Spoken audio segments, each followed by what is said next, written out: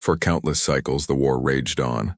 It was a battle of titans, machines, alien empires, and cosmic horrors locked in a relentless struggle, their weapons powerful enough to shatter planets, their strategies crafted by minds far beyond human comprehension. For millennia, the conflict ebbed and flowed across galaxies, an unceasing tide of destruction that no single species could halt. It was not a war of heroes but of inevitabilities, a clash of forces too grand for any one race to control. And then, against all odds, humanity arrived. The HFY, humanity genre, loves to paint us as the great disruptors, the ultimate tacticians, the scrappy underdogs who step into an ancient conflict and somehow shift the balance of power. With ingenuity, determination, and some conveniently overpowered trait, be it sheer stubbornness, unique biology, or an ineffable human spirit, we change the course of history. But let's be honest, isn't that just a comforting myth? What if humanity didn't turn the tide of war? What if we escalated it? Let's face it, humanity's greatest contributions to warfare throughout history have been weapons of mass destruction, ideological fanaticism, and an uncanny ability to turn survival into a zero-sum game.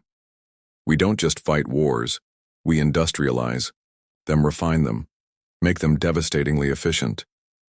The moment we stepped into this galactic conflict, did we really save anyone? Or did we introduce a level of ruthlessness the universe had never seen? Imagine the reality. An interstellar war that had once been slow, attritional, perhaps even constrained by honor or ancient pacts, suddenly infected with human tactics. Biological warfare, scorched planet strategies, hyper-accelerated AI combat, systems, these were our gifts to the cosmos. Our ability to think in asymmetric, irrational, and self-destructive ways made us dangerous, not heroic. We didn't turn the tide. We drowned everyone in blood. And in the end, did we truly win? Or did we, in our desperate drive to matter on the cosmic stage, simply ensure that no one else survived long enough to call it victory? The HFY trope loves the idea of human supremacy. But maybe the real story isn't about triumph. Maybe it's about the price of believing we were the protagonists in a war far older and far larger than us. Maybe, just maybe, humanity didn't turn the tide. Maybe we just made sure no one else ever could. For countless cycles, the war raged on. It was not a war that belonged to any single empire, nor was it one that could be traced back to a single cause. This war was ancient, woven into the fabric of the universe itself. Across shattered worlds, across burned-out nebulae where stars had been turned into weapons, the battle lines stretched.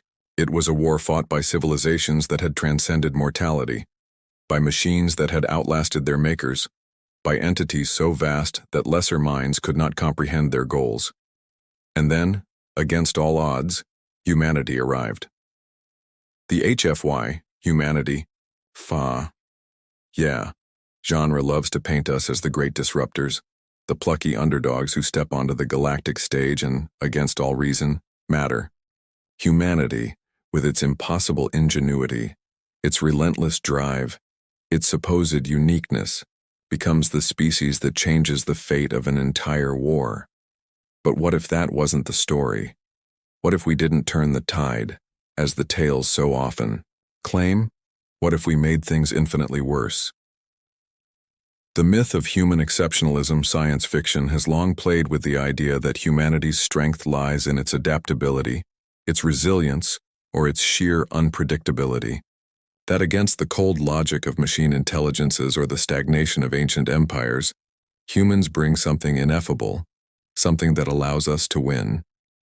We like to imagine that we are special, that our emotions, our cunning, or our reckless bravado give us an edge no one else in the universe possesses. But why should that be true? In the grand scale of interstellar civilizations, why would we be anything more than a footnote? Why would races that have been traveling the stars for eons, whose strategies have been refined over 1 million battlefields, suddenly find themselves undone by us? Do we truly believe that no other species has ever felt love, rage, desperation? That no other civilization has ever waged war with brutality or cunning? The idea that humans alone bring some mystical X factor to war is not just arrogant, it's naive. In reality, what humanity brings to war is escalation, a history of destruction. Let's be honest, humanity's greatest legacy on its own planet has been one of conquest, subjugation, and devastation. We don't simply fight wars, we perfect them. The moment we stepped onto the galactic battlefield, did we truly tip the balance in anyone's favor?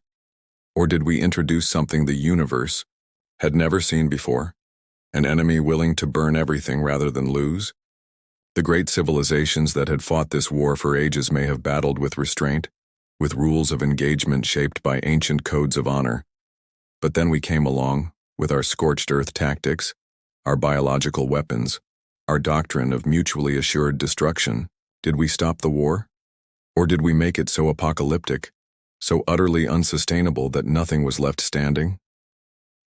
Imagine the moment humanity first entered the war. Perhaps we were weaker than the other factions, our ships more primitive, our technology lacking in comparison to the titanic war machines of the elder species. But what we lacked in raw power, we made up for in something far more dangerous, our willingness to escalate beyond reason. We adapted. We studied our enemies, stealing and repurposing their own weapons in ways they had never anticipated. We unleashed strategies so desperate, so reckless, that they were beyond the comprehension of war-weary civilizations who had long abandoned such madness. Where others saw battles, we saw total wars. Where others saw losses, we saw necessary sacrifices. And where others sought victory, we sought annihilation. And in the end, we won. Or at least we thought we did. Victory at what cost? The war ended. Not because we were superior, not because we were more advanced, but because there was simply nothing left to fight over. The great fleets lay in ruins, reduced to drifting husks in the void. The mighty empires that had once ruled, the stars were either dead or so crippled they could never rise again. Even the enemies who had once seemed unstoppable, who had existed for millennia before we ever took to the stars, had been brought to their knees. But at what cost? Entire worlds were rendered lifeless, reduced to nothing more than irradiated tombs. Trade routes, diplomatic alliances, entire cultural legacies, erased. The interstellar war that had lasted for countless ages had not been stopped.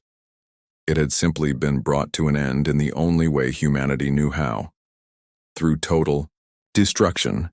And so the stories we tell ourselves remain the same.